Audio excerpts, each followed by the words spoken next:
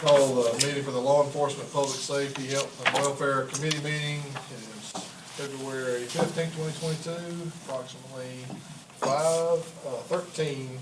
We'll begin with a moment of silence, please.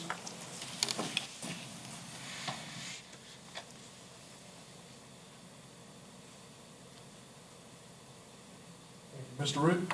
Yes, sir. Pray with me if you'd like to.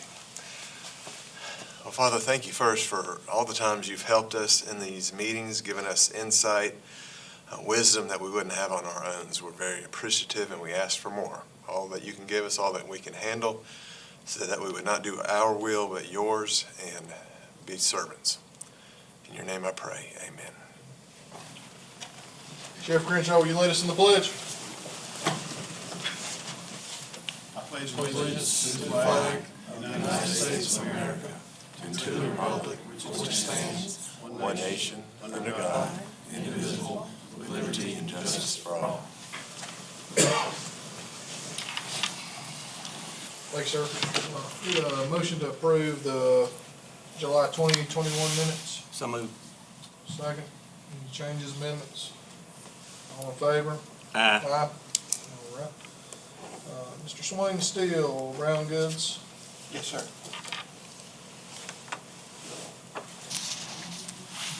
One moment for a PowerPoint presentation, please.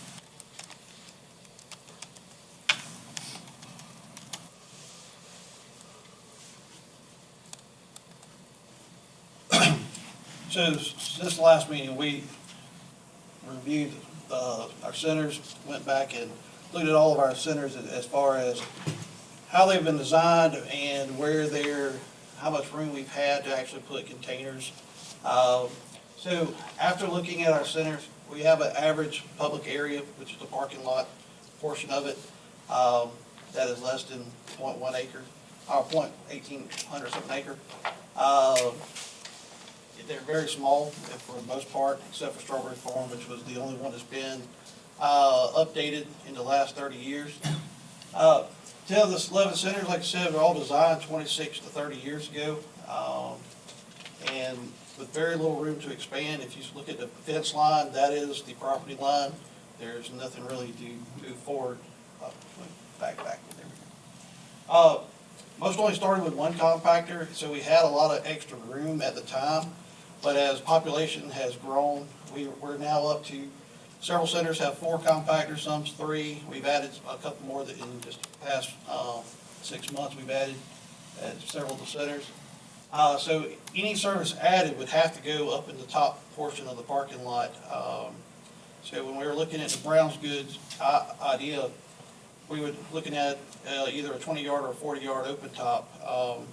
And even after looking at that portion, it typically would be a 40-yarder, because where our tarpon systems come down on the 30 yards, if they're light stuff, some of the lighter material will blow out. It will not go all the way down on top of the 30-yard container.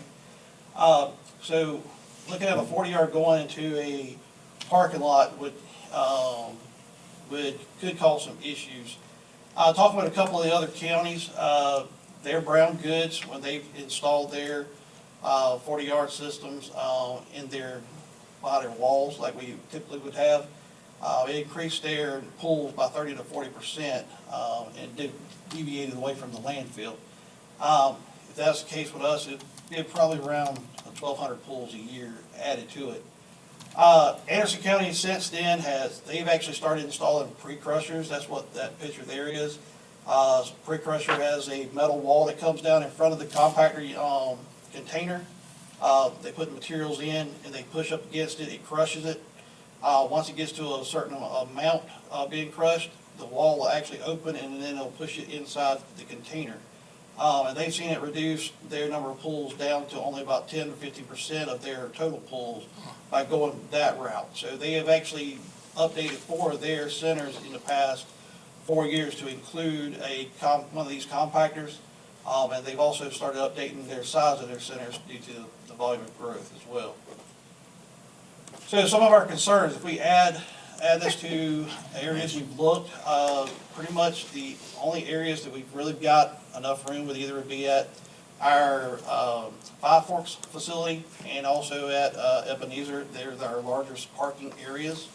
The biggest concern there is Ebenezer's already got a large volume of traffic. They average anywhere from 1,200 to 1,600 customers a day, cars a day coming through. And what we've noticed at the landfill with approximately about 75 to 80% of people coming in with furniture type materials, brown good type materials, they're pulling a trailer because they can't get it in either the back of their truck or a vehicle, like a car or a cab. So then you've got the idea if they're bringing it in a trailer, we try to discourage the use of trailers at the recycle centers just because the parking areas, y'all have all been told, you've seen, if somebody comes in with a trailer, they can cause chaos quickly. So that's some of our biggest, largest concerns that we have if we do move it up there. So I kind of put a kind of a list, and we can run through it real quick. So we went out, yes, area just to show you what each one looks like. That's Metromont off of U-Storage Drive. You can tell there, even from that picture, you got a car pulling in, car on the way, and there's like 5 in the parking area there. And there's very little. Next slide, please. So if you look at the yellow lines that's highlighted, it shows on the left side of the frame, there's 1.69 acres is what's total for the center, with only 0.38 acres of actual usable space for the public up top. And that's including all the parking areas or in there where they can pull off to actually unload. And that one actually includes that tree line in the middle, which is not very, something even if we moved it out of the way, there's not really a lot of room you could put anything there. Next slide. Salem, if you've been there, they are very, very small, the way it's orientated. It's narrow it narrows as it goes to the back. Next slide, please. So we have less than an acre of usable space. We actually own property. It's roughly 2 acres we actually own, but there is a ravine on the right side of that area that is has what you call it, waters of the state, and that we cannot get into. We've looked at it. Even if we try to pipe it, we would have issues there on that portion of it. We actually looked at that probably about 5 years ago, and it came to an end. So we only have about 0.16 acres of usable space in there. And they average anywhere from 800 to 900 cars a day at Salem now. Next slide. Ebenezer here, as I said before, they average 1,200 to 1,600 cars per day. If we did put something up top, it would be over next to the Goodwill area. But even with that, if we would have to probably move the Goodwill boxes to another location on there. Because if we put it somewhere right near it where it's at now, you would have people blocking the exit trying to get out. So that's our largest concern. So you see, it's one of the largest ones, got 0.24 acres of area, but on any given Saturday, it can be backed out into the road. And after holidays, you're looking at, we see up to 2,400 cars a day through there after some of the major holidays. Mountain Rest, from this side of the picture, we want to kind of show you that there's not a lot of depth from our wall there to the road. That fence line there is actual Highway 28 going up through there. So there's no room to expand in this direction. And also, you notice how people pull in there. They pull up right in front of it. They block it. That's what they're doing now. If you added anything in there, it would even get worse. You can see from there, still at the same, versus less than an acre in size, and then very small area up top. Richland, it's also one of our larger areas, but as you get to the next slide, we average 800 to 900 cars a day there. And the way it's configured with the parking on one side and parking on the other as well, people get in there, they will bottleneck it pretty quick. And we do see that especially on about 4 days a week in there. Five Forks, as I said, that's one of our largest sites, plus we own land on all sides. From there, being at the camp, we do have a little bit larger area. We average 500 to 600 cars a day. One of the largest drawbacks in the parking lot there is you come in one gate and you cross right through the middle to get over to the garbage. So you really limit yourself with the flow of traffic when it's coming through. Next slide.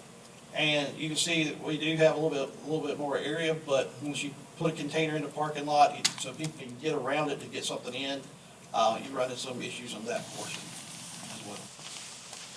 Pearl Highway, we have a lot of area up front, that's outside of our gate, but it's all a drainage area, and plus as our, septic field is out in that portion.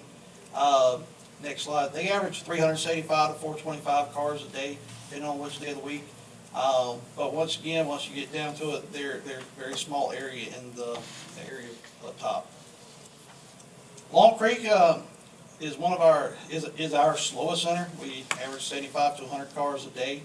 But it's also our furthest away from the landfill at 21 miles. And when you go to the next slide, you get our same issue there. And we do have busy times there during the summer. We get a lot of traffic from the river rafting companies. We have seen an uptick in the summertime, especially for a lot more traffic coming through. Since the Battle Lane Quick Stop expanded there a couple of years ago, our traffic has actually picked up. You can actually see our center more so now. So we have a lot more traffic stopping in to throw away their garbage. It went from about 600 cars a day to, we have seen upwards of 800, 850 cars a day, especially in the summertime. There's much traffic coming back and forth to the communities there. But even inside there, there's some area right behind those containers, but it's actually on the power easement. So we really can't move back into that area. And then our Pine Grove Center, which is off of 24, off of Colorado Creek Road. It's one of our slower centers as well. It averages about 375, 400 cars, but it's in the same situation. The traffic runs right through the middle, and there's very, very little acreage there at all. Then our strawberry farm, we actually rebuilt this one in 2011. So it's actually been open for 11 years now. We queued that one at the time. We went around and looked at other areas, and it gave us the best option, giving us a long driveway in, to kind of flow off traffic. We were having problems at the old site, especially after holidays. Traffic backed in the road for half a mile, just about it. Even with this setup, there's times we have traffic backed all the way out to the gate, but it'll flow pretty quickly. It moves a little faster. But we've seen actual better designs, even this now, that we can flow traffic faster by keeping things on a flat, level ground and not putting garbage on the wall, but keeping it out with no hopper. So we've actually looked at some of that too, if we ever remodel some of the other centers or rebuild centers. So that's where we're at. Our centers are very, very small. They're very tiny. They were built, like I say, 30 years ago, and I don't think at the time they were thinking population was going to grow as much as it has, and they didn't buy any land outside of the fence line, so we're kind of stuck there. So trying to see what y'all would like to do. Mr. Chairman, I've got one question. Yes. Excuse me. So how much is a pre-crusher compactor? They're a little more, they're about twice the cost of our regular compactors, just due to they're heavier constructed due to it's pushing against a steel wall, and it's got more components for it to lift up and to push into the thing. So I'm not sure how much a compactor. So where a regular compactor right now has been jumping around. So the last ones we bought were at 15,000. Now that same company is around 20. And the standard version, most of them are around 25 now. They're looking around 50 to 55 for a pre-crusher.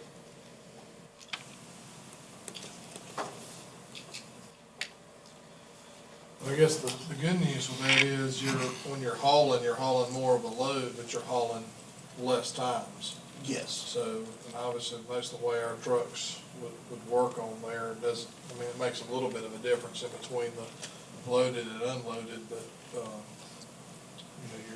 Like from fuel cost wise, loaded or unloaded, it gets roughly the same thing, so, yeah, exactly.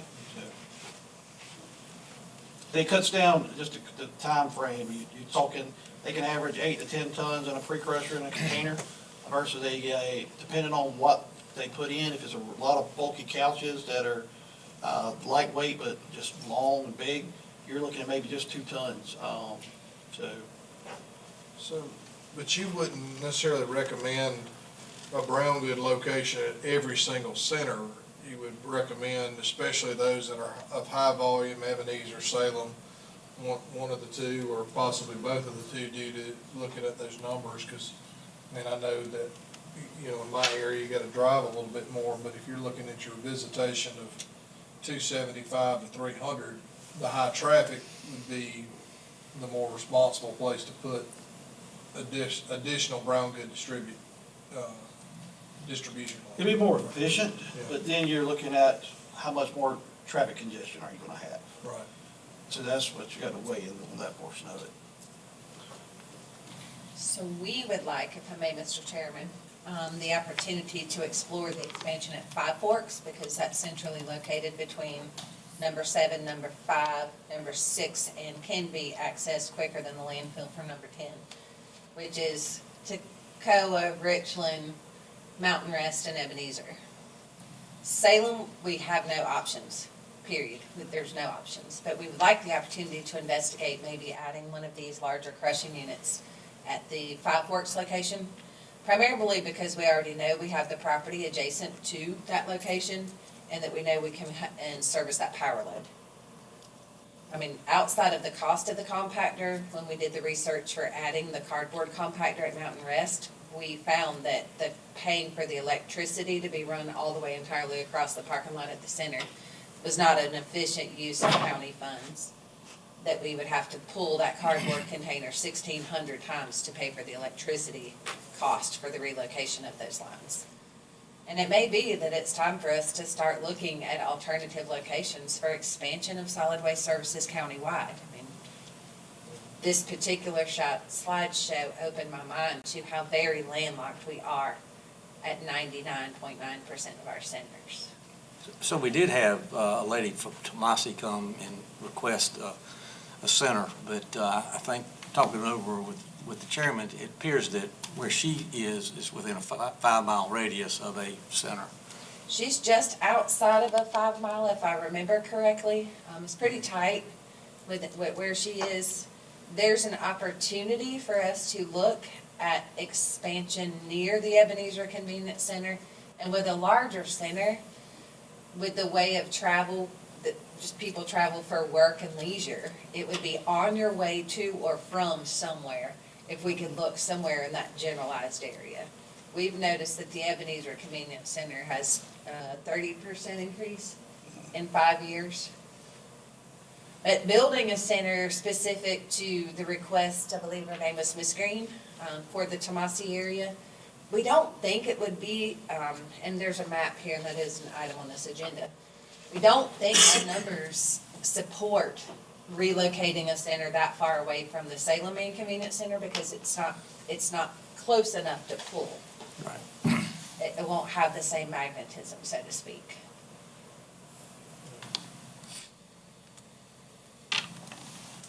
So I would, I guess we got kind of two things going on. Number one is actually looking at least 2 or 3 of these brown good crushing compactors. I don't know if we even need a motion to direct staff to look at that. I guess we could. Do I hear a motion to? Have a motion for that. So I would say at least because you're taking them back and moving them once you load them up, you probably need 3 or 4 if you're gonna do it, because it doesn't make sense, because once Correct. one gets damaged or something like that, if you know, so, all right, so, and I'll second that. Any discussion on that? All in favor? Aye. And I would like to have a motion to look at, you know, when you're looking at the numbers between the Ebenezer and Salem areas alone versus some of the other ones, the access to, you know, Strawberry Farm, which is where I go. I live in Oakway, and it's the closest one to me. And I remember when they first put it up, I was like, God, is this the best way to do it? And it truly is. It actually works really, really quickly, especially the ones that understand it. But I would really like to, have a motion to do, to look at an opportunity in that Ebenezer and Salem area, either possibly abandoning one of those sites to build a new one or something. I think expanding a site obviously is not even an option. It just, I mean, I've looked at, I've been to every single one of these, and it's just not, I mean, they weren't designed that way. No, they weren't. So, but I'd like to have a motion to look, especially those two areas with the growth. We're not far in that District 5 area, but we've got a little bit more room in some of those. But it'd be, between that Ebenezer Salem area to, look at, you know, it'll be a possible land purchase or, because we can't expand the site, so it'd actually be a purchase purchase and construction. So moved. I'll second that. Any other discussion with that? All in favor? Aye. Okay. And I think that'll help that area, because otherwise we can't relocate anything. I mean, we can't move a brown goods thing. I mean, I don't think, it's easy to say that we should move things, but once you actually understand the size of these containers and the ability for a truck to safely get in and move it in and out, that's a whole nother world of it. Yes, So to and get we the need to thing keep in there in the safety as our morning, focus. but I think adding the compactors and then looking at that area over there, I mean, you're talking about over 3,000 cars a day between, I know they're far apart, but, you know, at least if we can get something close to those areas, we can help, eliminate that issue, so. Because 1,200 cars coming into Ebenezer or 900 in that Salem, it probably, it's a traffic issue, so. Okay. Have anything else on that one? Okay. So that kind of goes right into, recycling center locations, future needs. Do you have anything else on that? So we just wanted to bring that back since that was brought as a request for us to investigate and evaluate. And exactly what your motion was our direction. Swain and I have met with Amy and other staff. Actually, I think I saw Scott Crown earlier as well. We've all discussed a need for there to be an expansion of service in that Ebenezer area. There's just so much growth, and because of the location of the roads and they're landlocked by the lake, they can't go another way. So if you're at Ebenezer and you want to go up to somewhere else, you only have so many roads you can take to get there. So that's one of the areas in the county where you can travel further to go a shorter distance, so to speak, as a crow flies. We do want to investigate the relocation and abandonment, which is really forward-thinking in a lot of ways, because typically we wouldn't want to abandon something. But specifically, the Salem Inconvenience Center is unexpandable. We're completely locked there, and because of the limits of size there, and that safety is always our number one priority. Any vehicle in reverse triples your threat of there being an accident. There's no other way we can lay it out. And just to be clear, we're not talking about abandonment until there was another site. Oh, Just correct, wanna and there will make be a sure- lot of yeah. public input and process, Yeah. but just so that everyone knows, you know, Right. years ago, 7 years ago, we did a study for, purchase a parcel of land, I think directly across the street or diagonally across the street. It was a 5-acre plot, which looking back, we may should have considered a little more heavily. But I pulled up who did the study for us? I can't remember the name of it now. Cushman. It is Cushman, Mr. Cushman, for us to do an expansion there before we reached out to do the alternative location for recycling up on 130. It's just, we're completely landlocked there. Yeah. We're blocked by geography on one side, a moving body of water on another side, and a state highway on the third side. So that would be a primary for us, and a secondary, of course, would be looking at reconfiguring or relocating. And I think as we continue to go down through, the stuff has gotten bigger. And especially with, you know, on the furniture side of things, we've gotten a lot more, you know, people talk about the population hasn't grown that much, but I call it secondary population, second home population has grown. And so obviously our employment numbers have grown, and that people are bringing their trash with them to work like most people do.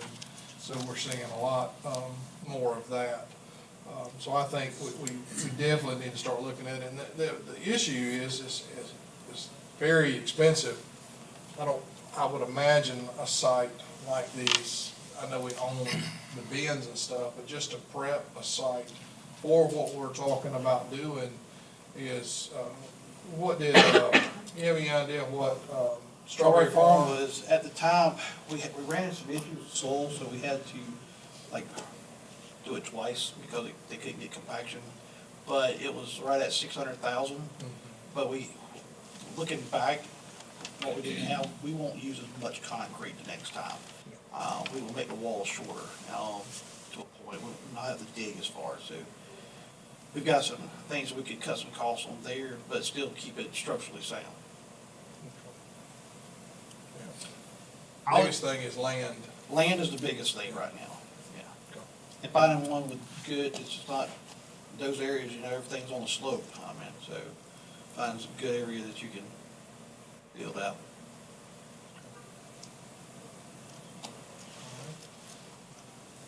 Is that pretty much what we had on that one?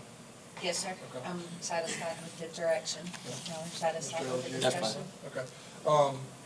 We're gonna move into Msw Tipping Fees, and I do wanna allow, because they have contacted me prior to this meeting, I will allow, Mr. Lanfear and Mr. Gully to speak, only on the tipping fees, because they have contacted me prior to this meeting. Did you want them to go ahead and speak before? I think I can probably preface this. I think we have 4 companies represented. Is that correct? 4 companies represented. We work pretty closely with all of them. Anybody feel free to speak up if I mistakenly say something that isn't true or if I miss the point. My understanding of this request in the past, and this is based on emails exchanged between us and the customer, is that certain municipalities have taken it upon themselves to do a curbside garbage pickup service for outside of city limit residents at a much cheaper rate than small business can pick up. And we don't charge the municipalities at the landfill so that they may charge this cheaper rate, and it's putting a strain on the small business haulers that are picking up. Is that correct?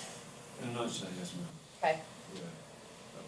So is there a way to, because obviously we partner with the cities on a lot of different things. However, with the world of as this stated, the whole idea was the city was to run stuff like our fire contracts.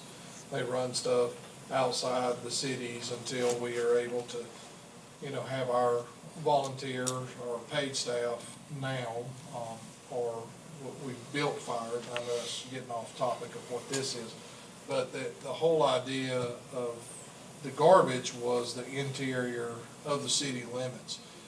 There's not really a way to differentiate what's inside city trash and what's outside city trash, correct? For Or would us, there be a way? there is not, There not would for not. us. That would have to be upon them to do so. That's correct. So, being a small business, I kind of understand where they're coming from of this, because we're doing a service, and honestly, I'll be, a very positive service, much needed service, for somebody that's helped out in areas that people don't have a way of taking their trash off. And I know for a fact several of these haulers help people that really don't have vehicles. And so it's a really great thing that they do this, and I want to help out in any way we can, especially when you kind of got I don't want to use the word, monopoly, but it kind of becomes a monopoly when we're not charging them, we're charging one and not the other. So we either need to figure out a way that we're going to, either charge for trash or not charge anybody for the trash. And that's what we need to figure out, what the right thing to do is. But just so I'm clear, we're talking about household trash. We're not talking about construction, stuff like that, is that? Correct, we're all residential haulers. Okay. Now, commercial trash is separate, this is just for residential. So there are some municipalities that do provide commercial pickup more than 8 miles outside of their municipal city limits Okay, and that's. at a much discounted rate. Right, and that's what we need to look at is how we're going to treat, the fairness of it, because you get into the difficulty of, okay, how exactly are we gonna do this to make sure that they do it to encourage growth within their city limits. Usually it's why their bins are, being allowed to be used by those building it, but when you start talking about you're going outside of that, and you're not charging, or it's actually us not charging, because they're only charging for usually whatever their cost associated with grabbing. There's a The monthly bins is- fee. Yeah, so there's a The monthly. monthly fee is based on the same model for revenue as the outside of city water customers' revenue stream, which is a percentage higher than the inside of city. But when they customers. bring that bin to us, we And don't tip. charge for The tipping fees. the tipping fees, Correct. as long as the city trucks bring it in, correct? 'Cause Correct. there's no way to differentiate It's not. what it is. So the cities, to my understanding, and this is not in writing, but we have had some verbal exchanges over the months, and this is prior to Mr. Burton becoming the administrator in Wahala, so it was with the previous administrator. And I think it's just the philosophy of the cities that the customers are theirs, provided that they are on the city water service. So the water service is the delineation between who can and who will not be a customer. I don't believe that they go outside of their own service territories in search of customers, but as their water service expands outside of the city limits, and their ability to pick up garbage at a reduced rate does expand as well. So my concern wouldn't be, the ones that I know are in existence, that if we decided to waive the tipping fee of an in-county person. You're gonna So- have waste management managers standing right there in a month from now asking that all fees be waived for them too. Right, and that's exactly. And as administrator, that that's makes the me a thought little process, is terrified. Once you start waiving one, you have to look at all of them. So that's the thought process is, but a household, if I go to dump my trash at any of the locations, I am not charged for it. No, you're not. So how does a person differentiate, how, if this is Oconee trash and I'm charging coming in here, how do you have that versus somebody from Pickens County or Toccoa? Because we get a lot of trash from the Toccoa area that comes into that side of the county. How do you decide who you're charging, who you're not charging? Of course, you're not dumping at a convenience center anyway. It's actually would be hauled into. The transfer station. And that's the transfer difference station. there, So is the that there difference, is a so the difference transportation could be the cost that regulation, your how we haulers regulate incur. that through the transfer station.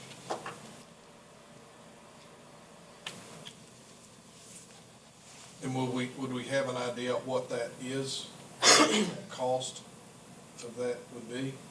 For just Private hauler tipping Private. fees? including waste management or just including just Not waste small? management, no, Just small. residential. We have those numbers. Because what you could do it by would be the size of the vehicle.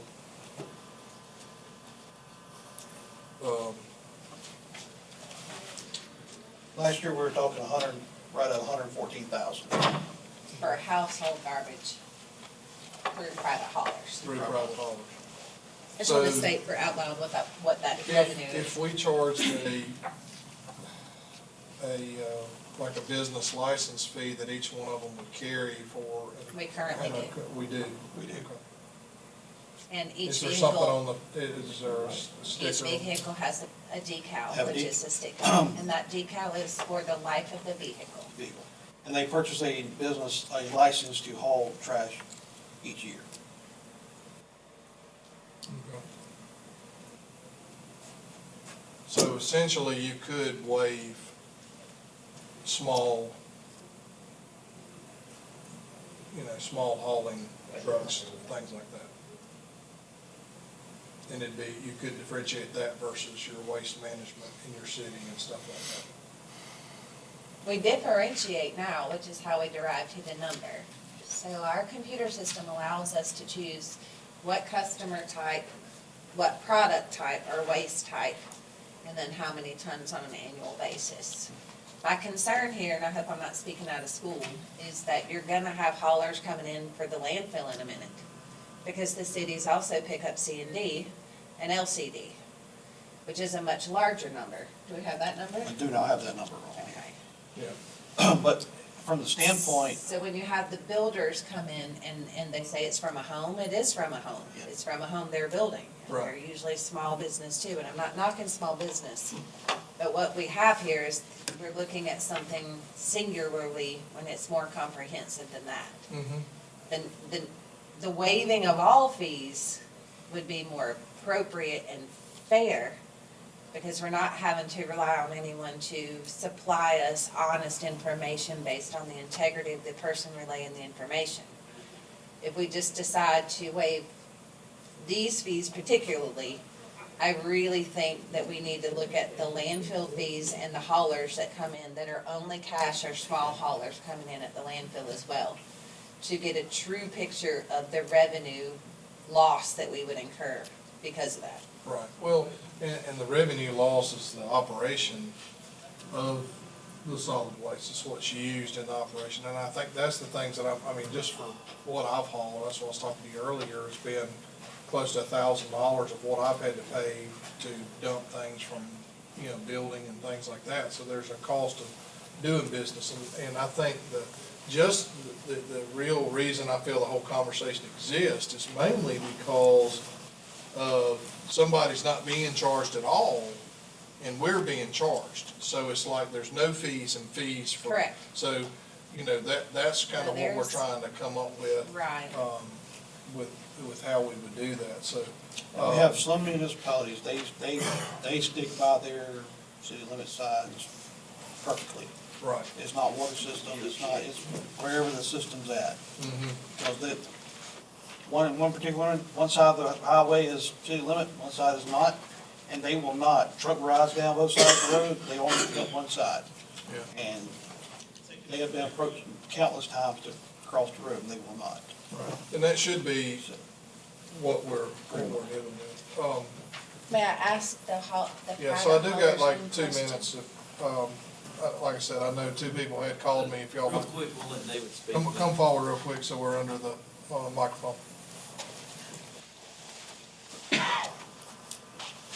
State your name for the record for me. Cole Lanfear, owner of L&M Waste, and we'll let David speak quick. As far as small business haulers go, there's no large, you know what I mean? Not like big, large like Waste Management. They don't pick up residential in the county. So no large company, Waste Management, Republic, or anybody picks up residential trash in Oconee Except for County. apartment complexes, and those are considered residential. Right, but they come in a compactor truck where it's Right, but it's still compacted the out. same type of classification of trash on our computer system is my Okay, point. yeah, so we'll let David speak on it more, but in a sense, Right. everybody's charged for it, Right, So I right. don't know, and Waste Management may pick up apartment complexes and stuff like that, which, depending on how I don't know how that's worked out. I'm sure they're charging them and then they're just bringing them right here, so I don't know. I thought most of those apartment complexes, they was doing valet trash service on. No, we do have, Republic does pick up several of those. Yes. And Republic and, Waste Management. Okay. And so for those purposes, inside of our computer system and the Right. classification, and the reason it has to be separated out to the pound is that all these numbers are annually reported to DHEC. So how we y'all have would know would be if they come in there with an MSW truck. honesty and integrity. Well, it's not honesty and integrity. They have to come in there in a MSW truck to dump it there. Yes. So if it's coming from an apartment complex, it's not gonna be couches and furniture. It can't go there, it's gotta go to the landfill. Right. That's correct. Right. So you have a way to tell which one's which or where it's coming from. Like so you can dump in Anderson it's $100 a year for a residential hauler to dump there. Right. County pays the other fees is what it essentially does. But it's not beneficial for me to pick up, like, I got people close to the Townville line, right? It's not beneficial for me to bring my trash from Oconee to Anderson. It takes me 45 minutes to get there. So by the time I pay 2 people in a truck, gas, maintenance, all that's ate up, you know? So it's not beneficial for, if they lived in Toccoa, or if they were picking up trash in Toccoa, why would they drive 45 minutes to the transfer station to save $125? The higher gas has helped with that. When gas Right. was lower, we did have a And, you know, like people traveling, people in Georgia travel here and dump their trash here. You don't, there's no way for you to know at the convenience No, center. there's not, Right, so even with vehicle tags people anymore. from Pickens or people that from Anderson could come here and dump it also. And we don't have no way to know. Same thing with us. If you travel to work in Greenville, you could take it to Greenville and drop it off. You know, I do want to so, make sure we still got sheriff behind y'all too, so go ahead. Billy, do you have something? Yeah, sorry. David Gard, owner, managing member of Evolve Recycling Waste. Thank y'all for hearing us and putting us on the agenda. I really appreciate it. 2 things I was just going to add, tying on to your presentation was, I mean, it looks like we're busting at the seams at some of these recycling centers. We ran some numbers earlier. It seems like we hauled, and you could probably verify this, like over 6 million pounds of trash. If we weren't around, we'd end up causing more of a strain, more safety issues, more expansion, more money needing to be spent, whereas we're taking it straight to, you know, the man, and taking it to the transfer station directly and sorting stuff. As we recycle stuff, we take it straight to their hoppers for recycling. The other thing I wanted to point out too is it's not like we're starting something new. Georgetown County and Anderson County, the 2 counties that already do this, where they don't charge for residential haulers. So we'd be happy to kind of help look into it and see. I don't know that we'd have to reinvent the wheel here, and we might kind of check and see what's working for them, because, you know, like Cole said, I mean, with these trucks, they're not cheap to run, as everybody knows. So it doesn't really make sense for us to drive an hour just to save a little bit of money. But where it comes down to for me is that when I discovered it, it's like, well, why am I trying to compete against somebody that's getting tax dollars to run outside of city limits, and I'm supposed to compete fairly with them when not only am I having to pay tax dollars, I'm paying tipping fees that they're not paying, and I'm paying taxes into the county off of our proceeds that they're not paying any of that. That's just a really hard, jagged pill to swallow, so. It is. I appreciate you bringing it up. Is I there think one that, city in particular, David? Don't say the name. Yes. I think I know who it is. Yeah, because it's, yes. Thank you. I can address one thing on the 2 counties. It's the way their fees are set up as far as they don't collect taxes, they have a fee instead of they have a solid waste fee. household fee. Yeah, household fee. okay, And it goes to households and businesses, so. okay.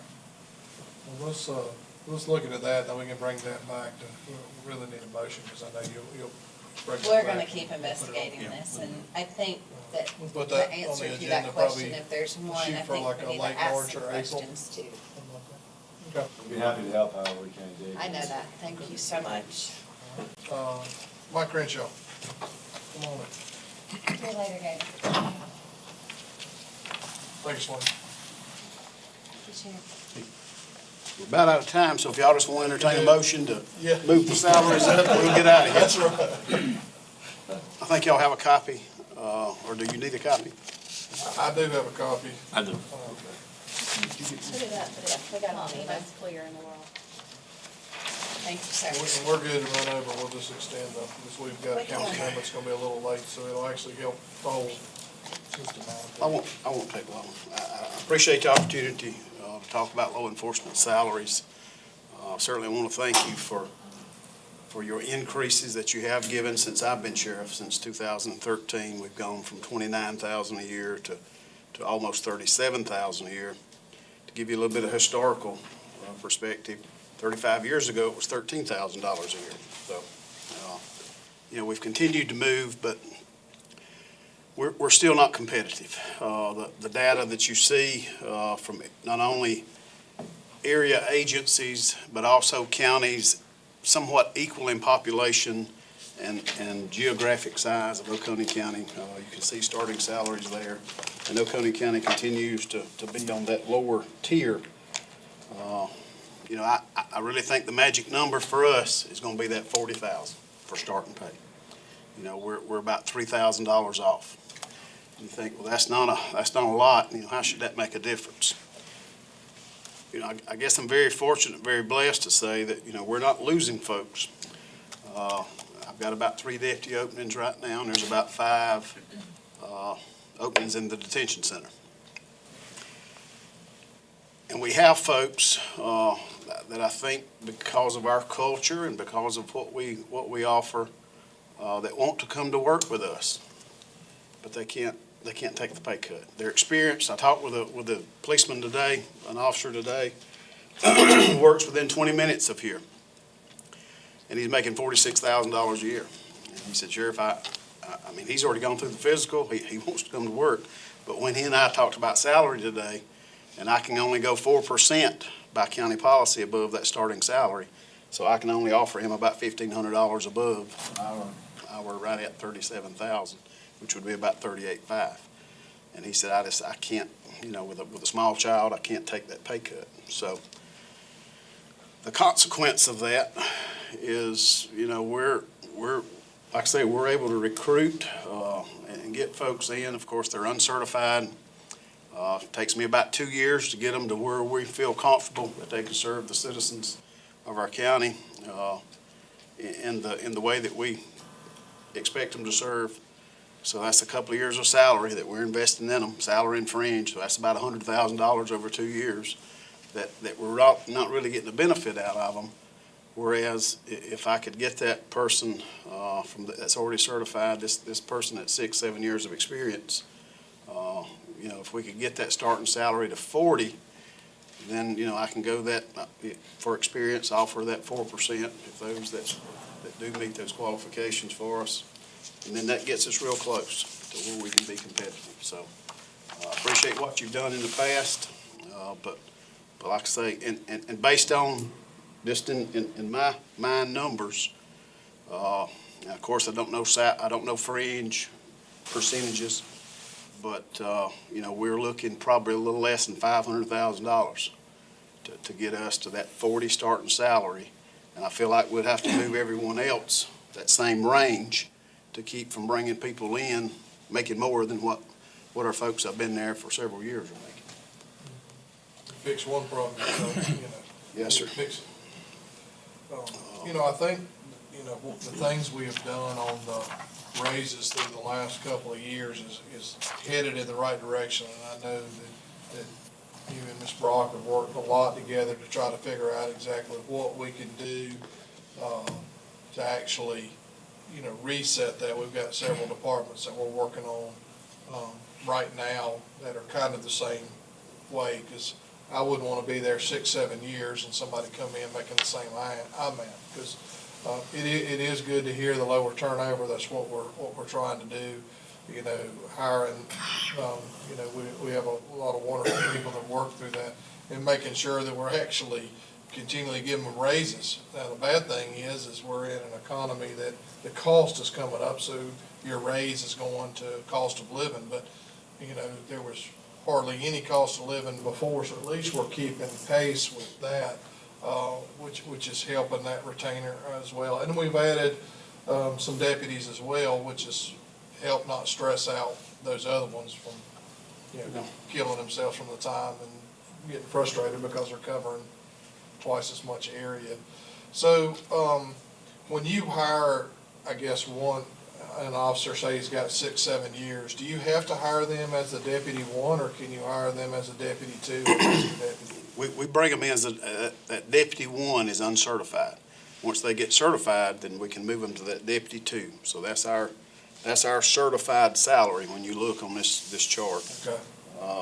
And some agencies are a little bit different, so we tried to navigate through that. So now we bring them in at the deputy 2 and currently under county policy. What I've been doing, if they've got less than 5 years of experience, we try to look at around 3%. If it's over 5 years of experience, less than 10 or so, we go to the 4%. And if we get somebody 15+ years of experience, I'll go to her and request, with her permission, the 6%, which is in accordance with county policy. And currently, that's the only leverages we have. Period. Yeah, as far as any increase in starting salary. But when we're doing the increases, we're increasing that bottom deputy one as well through whatever those increases are. Yes, sir. The last two budget cycles, we've Correct. been able to We do. only did 2 classes for those. Right, yeah. Yeah. Okay. You know, the need, I'm getting off topic, but you mentioned additional deputies. I would ask you to also consider that as we move forward. But the priority is the salaries. You know, if you gave me 10 deputies, I'm not gonna be able to hire them, but because we're not gonna be able to find them. Right. But if we can get it to that 40 mark, I truly think that's gonna make a difference with us being competitive. And we'll be able to attract and hire, I know, experienced, seasoned police officers for the citizens of our county. And it seems like we've been, it's easy to say we need to add 6 deputies, but the ability to train, add, and whatever else, it just doesn't, that's kind of why we've stayed with that 2 or 3 is what we've been at. Well, I'd love to get uniform patrol to 10 per shift. Right now, I'm 3 short. Ideally, I'd love to get it to 12 per shift. That gives me 11 short. But in reality, if you gave me 11 in this next budget year, I couldn't fill it within the year. Just to be honest with you, I couldn't find the people to hire based on the number of applications we're getting. We're recruiting. We're going to job fairs, doing our own job fair. Really have hooked up with the Career Center and Tri-County Tech, and we've been able to hire some folks from those places. So. Mr. Chairman, so have we looked into, a lot of our problems are drug-related. Have we been able to look into some grants that we could use to hire folks to maybe specifically look at drugs? I know in my district, I'm getting complaints about the Kiwi area, my Kiwi precinct, about there's some meth labs, and I know you're stretched, but I wonder if we could get some grant money that targets drugs so we could take some of the other sheriff's officers and do everything else that needs to be done. Well, I kind of restructured, Mr. Elliott. I've got 7. I've got one of the larger drug units, in I guess in some upstate agencies. So I just met with those folks today. I'm making sure we get 100% production out of each and every one of them. But there is grants. We have gotten grants in the past for a methamphetamine investigator. Just probably 3-4 years, well, maybe 4 or 5 years ago that we've done that. So yes, sir. But right now, I want that uniform presence, that so that we can put that in the communities. That's going to help those drug problems as well. We got traffic going in and out of a neighborhood. That marked uniform presence can, either stop those cars or deter those cars from going in. So that's where I feel like right now our greatest need is. I did want you to touch base on student housing, calls to student housing, or calls to other areas, our top call areas. I know Utica's one of those, and I know you pulled some data together. I just wanted to touch base on those real quick and finish up with that. Real briefly, of course, Utica, the total calls for service, this would include all medical calls. This would include somebody calling in with a busted water line. I've got it broke down on here if anyone would like to see it. 2020, we had 1,891 calls in the Utica area. And 2021, that increased to 1,945 calls for all streets in the Utica area. You'd asked me about student housing. Pulled 2 locations. The Pier, High Point. In 2020, we had 391 calls for service. In 2021, we went up to 469. Pretty close on Epoch, 2020, 437, 2021, 469. And again, not all those are law enforcement related calls. Some of them are medical calls for EMS, some of them are fire calls, and some of them are law enforcement related calls. I know sometimes student housing gets a real bad name to it, but we put a lot of emphasis on Utica, and you can look at the population, especially the pier, the population of student housing there is tremendous. I don't know what that total is there, but, you got, Utica again, this is not all criminal calls, so I don't No, want not that to be stated, which you cleared that up, but, you're talking about 1,900 calls. So, you're talking, 3 to 4 times, 5 times 5 to 6 more, times a day. that y'all are there. So, we're doing a lot of good things. I appreciate all that your deputies are doing in that area and roaming through. We've got a lot of developments coming through there, so headed in the right direction. But I just want to touch base on that. Mr. Elliott, do you have anything else? No. Thank you, Sheriff. Thank you. Any other business? Make a motion to adjourn. So moved. All in favor? Aye. Begin count.